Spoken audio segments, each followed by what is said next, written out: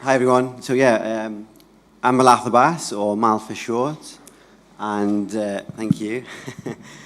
And yeah, I'll be covering a few subjects today. I'll just briefly touch on collectives because there's going to be a panel later on today at 3, I think, and that's all about collectives. So I'll only briefly talk about collectives. But this is pretty much about kind of, in some ways, my personal journey and my identity in terms of what I do as a games developer, and particularly about in terms of Killbox, which you can play through that.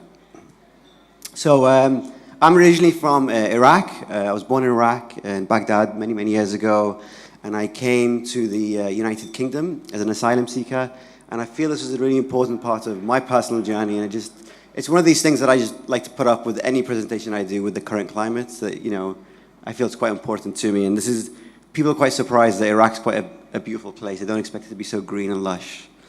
Anywho, so I started making games really out of, a love of playing them. And I went to university and I did kind of design and programming. Didn't really enjoy programming too much. So then I kind of did more artwork.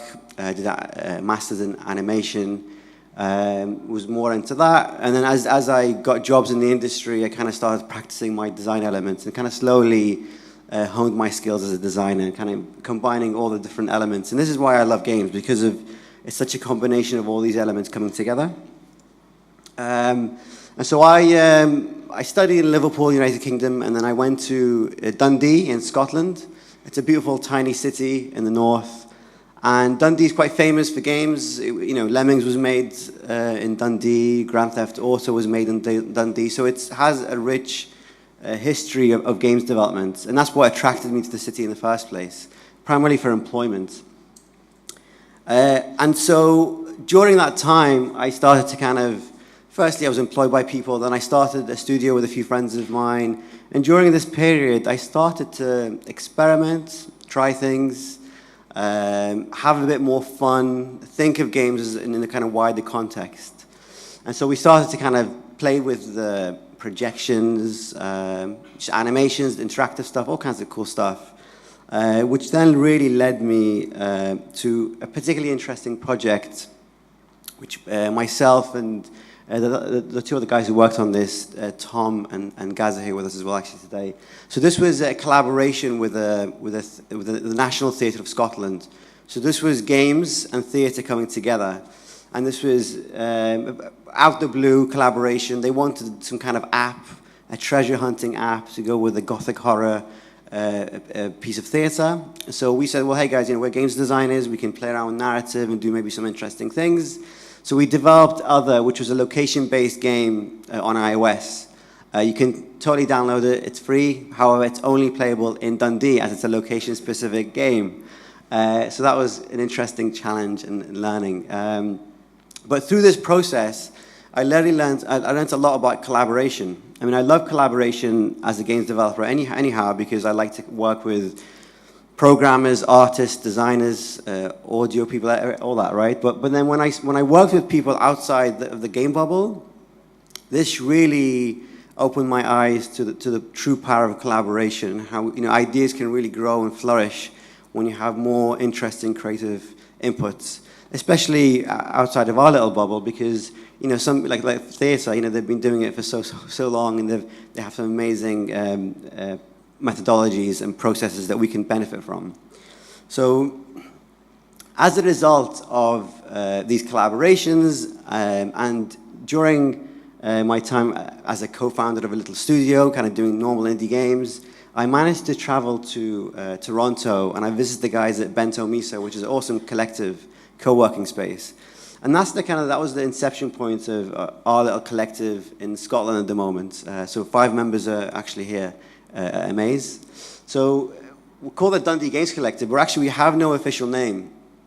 We're totally like a loose band of guys and gals doing our own thing. We have a co-working space, founded over a year ago, 6 members, and yeah, we just kind of make games. There's informal agreements in place, and we collaborate whenever possible. And the idea is that the collective is open to a whole range of people. So we are primarily game developers, but we also have a curator, a digital arts curator who's part of the collective, and we work in a space that's full of awesome people. And really the kind of like such as Makerspace and other creative organizations.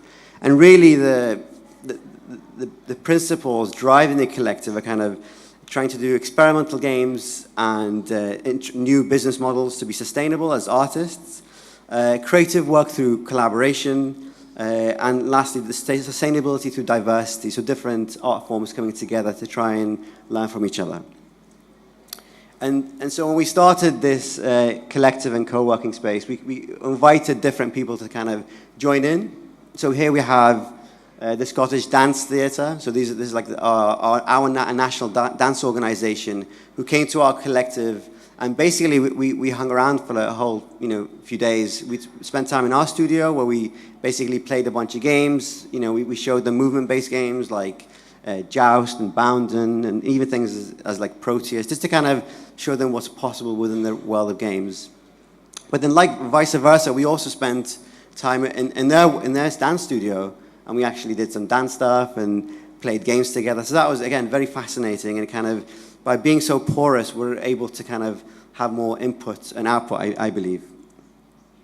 And so we also, to be sustainable, we've had to kind of think about not just producing content, but also how do we fit into our community in terms of delivering workshops for young people. So this was a collaboration with a youth organization for young people who have issues with maybe drugs or alcohol abuse. And so we kind of did game jams with them, managed to get funding for the whole year, a year's worth of kind of workshops with young people. It's very inspiring work. And all this kind of work has led to our latest collaboration on Killbox. Over here is Joseph DeLappe. So Joseph DeLappe is a very interesting professor, contemporary artist, and activist. And Joseph's done some amazing work about some very interesting topics. And over the past 2 to 3 years, he's been doing a lot of work on drones. This is one of my favorite pieces. So you get to have your own little personal drone following you around. A lot of his work has lots of humor in there, but it covers some really serious subject matters. So Joseph's never actually done a game before, but he's always experimented in games.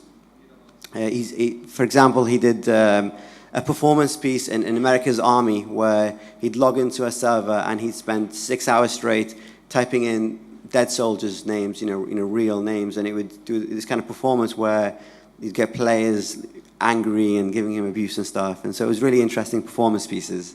So Joseph came to Dundee, our city, to do a residency at the university. And through a mutual contact and friends, particularly Neon Digital Arts Festival, we were put in touch. And essentially for that whole month, Joseph stayed with us at our collective. We kind of shared the co-working space together. And we started to kind of develop ideas about drones and gameplay and what it all means. And so this was the team that formed myself, Joseph, Tom, and Albert, who are here at Amaze. And essentially we came up with the idea of Killbox. And so Killbox really kind of started as really kind of, after exploring the depressing topic of drone warfare, we kind of really pinned it down to one thing, and that was a two-player experience. We really felt that it was there were two interesting perspectives that we could share, and so the name itself, is it refers to like coordinate space. So in military combat, especially after the first Gulf War, the United States kind of started using the term Killbox to refer to a 3D coordinate space, where essentially you're able to engage in combat as and when. And it's usually used in places where there's no official war. So for example, there's lots of drone strikes that take place between Afghanistan, but actually in Pakistan, in an area called Waziristan. And there's no official war in this area, but by using Killboxes, which are essentially activated virtual spaces, they're allowed to engage in combat and then deactivate it. So it's a way to kind of be official and possibly get around laws, etc. So there's two perspectives in the experience. There's one is the pilot, which is a very interesting job, because it is actually a job. it's a 9 to 5 job. You kind of go in the morning, have breakfast, go to work, pilot a drone, possibly watch people for many hours, quite a boring job, possibly engage in combat, maybe kill people, who knows. Come 5 o'clock, that's you done, go home to the family and kids. It's a very interesting role within the military, because normally in the military situation, you get shipped out. You get shipped out, you're disengaged from your community, from your family, whereas as a drone pilot, it's a job, you know, you go back to your family, and even within the military complex, you are not respected as a soldier, because, yeah, it seems like a weird thing, but psychologically, it's quite interesting as well. And in terms of games and game players, the Army actually recruits people who play games, so people who do esports with, you know, amazing Twitch skills are normally recruited to be drone pilots. So in the experience, you're watching an area in North Pakistan, Waziristan, and it's a very, very linear experience. You go through, you get told what to do essentially, and you do it. There's some elements of dialogue, a small amount of branching, but essentially it's a job. You do your job and kind of get on with it. The flip side to this experience is the person on the ground. So in our case, we actually picked a child to be in this village. And really, we kind of, after doing lots of research and realizing in terms of numbers and official stats of casualties, there's been a lot of kind of unknowns and civilian casualties. There's been a lot of civilians where, you know, they tend to be female or children under the age of 15. However, there is also a particular age group of, you know, if you're between maybe 15 to 18, if you're a male, you are considered, you know, a combatant of some sort. And so normally it's okay to kill you, sort of thing, which is quite dark. So we kind of focused on the child experience because it was really the polar experience of, you know, a man or a woman serving in a cubicle in America as a job. The opposite was kind of a child in a village.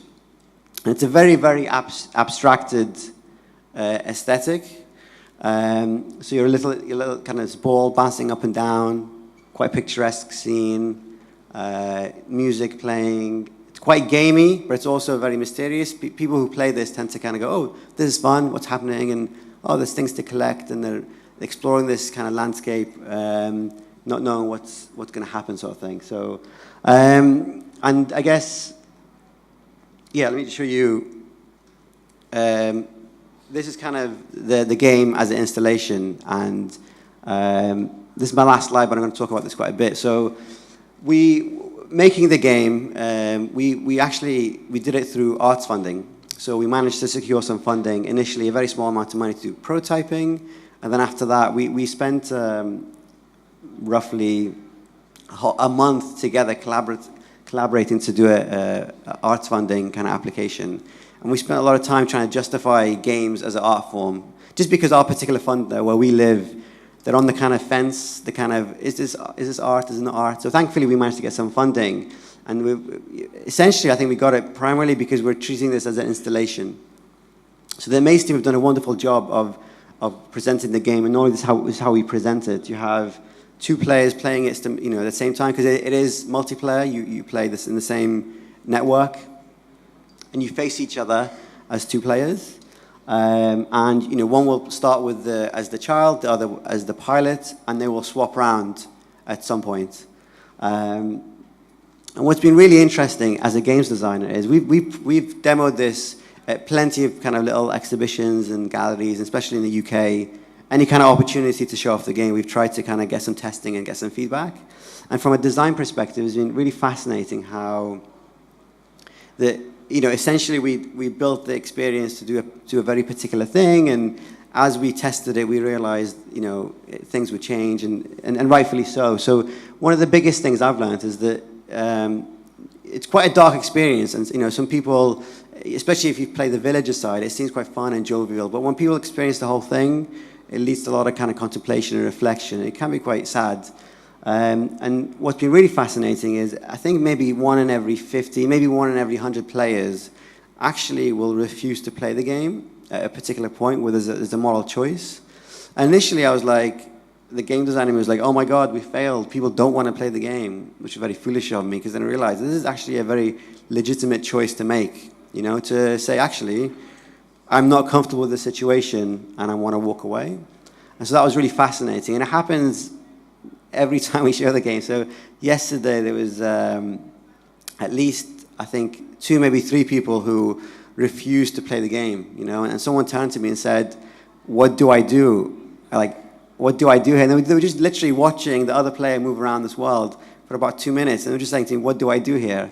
And I was like, hey man, it's up to you, do what you want to do. And then they decided to just leave it, which is really fascinating. So, yeah, so the next stage for us in terms of development is possibly introducing a custom controller to really kind of to have it as a proper installation, to really kind of explore how much we can push this, to really kind of pull people in.